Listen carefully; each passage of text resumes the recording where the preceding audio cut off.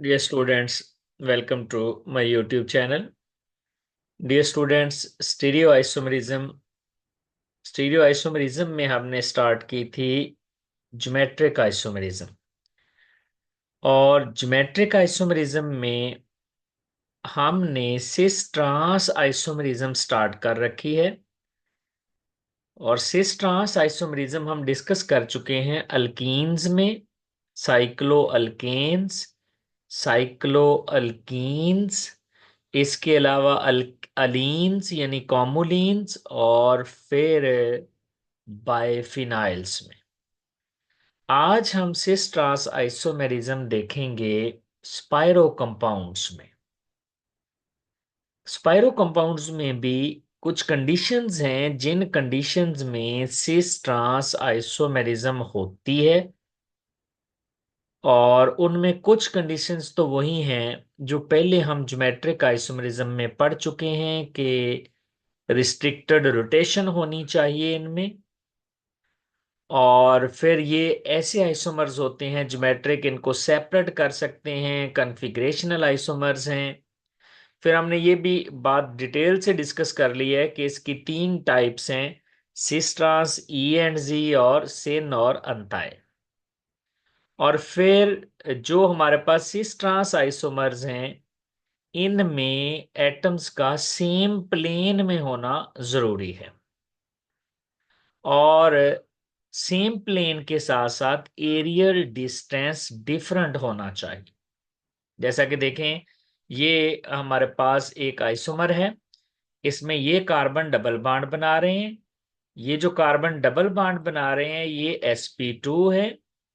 sp2 का मतलब है ये प्लेनर ट्रायंगुलर है, यानी प्लेनर है।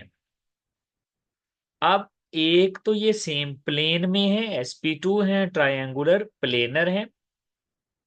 और दूसरी बात जो सिस ट्रांस के लिए चाहिए वो है aerial distance. Aerial distance different होना चाहिए। जैसा कि देखें, ये हमारे पास दो कार्बोक्सिलिक ग्रुप जो ट्रांस पड़े हुए हैं ऑपोजिट साइड पे, हम कह देते हैं ये डिस्टेंस D1 है। और यहां पर इस मॉलिक्यूल में मैलिक एसिड में ये डिस्टेंस D2 है। तो ज्योमेट्रिक आइसोमेरिज्म होने के लिए D1 और D2 इक्वल नहीं होने चाहिए, फिर से इस ट्रांस आइसोमेरिज्म होगी अगर ये एरियल डिस्टेंस डिफरेंट होगा। बाकी कंडीशंस वही हैं कि कार्बन जो है उसके साथ डिफरेंट ग्रुप होने चाहिए। जैसा कि देखें, एक हाइड्रोजन है, दूसरा कार्बोक्सिल ग्रुप है। इस कार्बन को भी देख लें, डिफरेंट ग्रुप है, एक कार्बोक्सिल है, दूसरा हाइड्रोजन है। और फिर दोनों ग्रुप्स कार्बन के आपस में ग्रुप आइडेंटिकल होने चाहिए। तो अगर तो ये सेम साइड पे आ जाएं तो सिस है, और अगर ऑपोजिट साइड पे चले जाएं तो ट्रांस है। ये सारी बातें हम डिस्कस कर चुके हैं। आज हमने देखना है स्पाइरो कंपाउंड्स। ये जो स्पाइरो कंपाउंड्स होते हैं, इनमें दो रिंग्स में एक कार्बन कॉमन होता है। जैसा कि यहां पर देखें, ये हमारे पास दो रिंग्स हैं, और ये वाला जो कार्बन है ये दोनों में कॉमन है।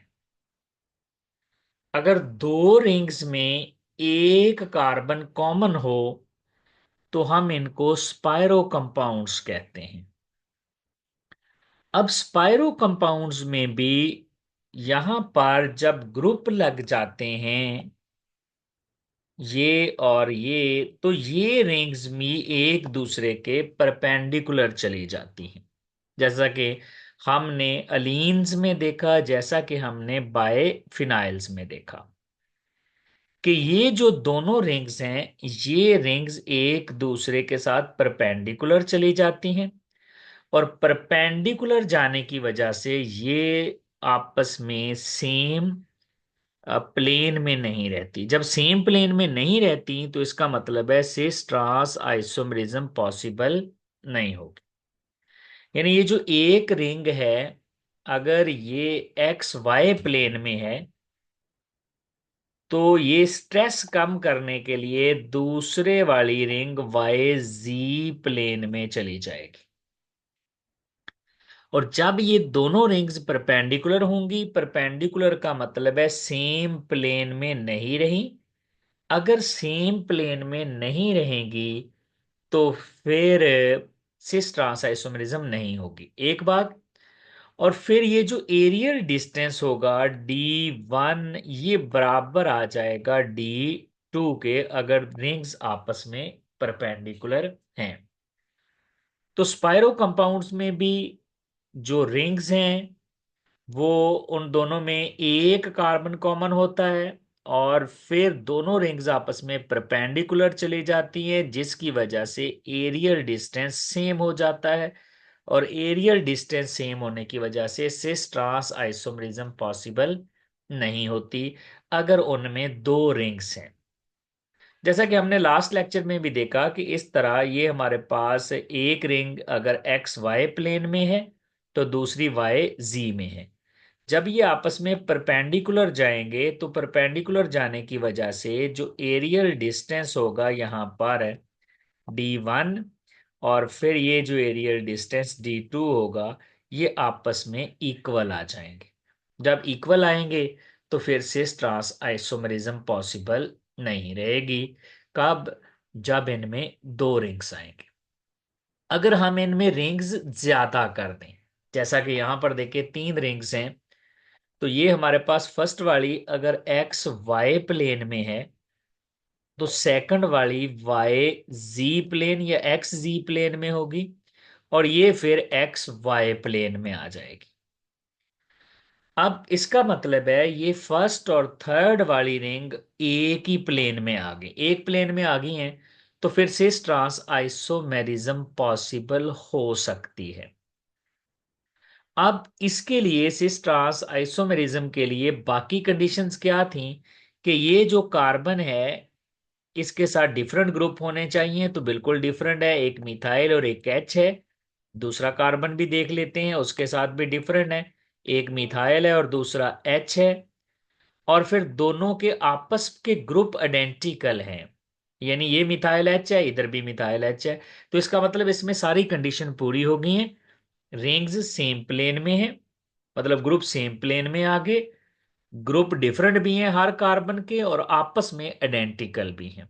अब इनका एरियल डिस्टेंस सेम नहीं होगा।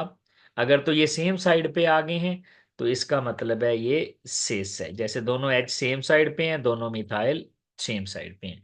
और अगर ये ऑपोजिट साइड पे चले जाएंगे तो फिर हम इसको कहेंगे ये ट्रांस आइसोमर्स हैं। जैसा कि एक और एग्जांपल देखें, ये हमारे पास पहली कंडीशन देखें, 3 रिंग्स हैं, पहली एक्स वाई, दूसरी वाई जी, और तीसरी फिर एक्स वाई। इसका मतलब एक कंडीशन तो पूरी होगी, रिंग्स सेम प्लेन में आ गई। अब हमने देखना है कार्बन के ग्रुप, क्या कार्बन के ग्रुप डिफरेंट हैं? यस, इसमें एसिटाइल है और हाइड्रोजन है, इसके डिफरेंट है।